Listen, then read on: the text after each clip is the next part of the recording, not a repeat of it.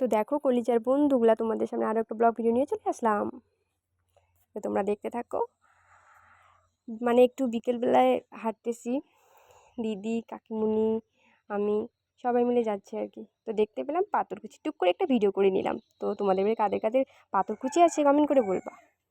তো দেখো, এটা মানে আমি যেই গ্রামে বাস করি তার একটা প্রতিচ্ছবি তুলে ধরলাম তোমাদের সামনে। তো কেমন লাগছে একটু কমেন্ট করে বলবা সবাই। আমি তো গ্রামেই বাস করি, আর তোমরা কে কোথা থেকে দেখছো একটু কমেন্ট করে বলবা, আর কোথায় থাকো। এটা হচ্ছে পুকুর, এই পুকুরের মধ্যে গাছ, যেই গাছগুলো দেখলা ওই মানে গাছগুলোর নাম কি আমি জানি না, এটা হচ্ছে পুকুর।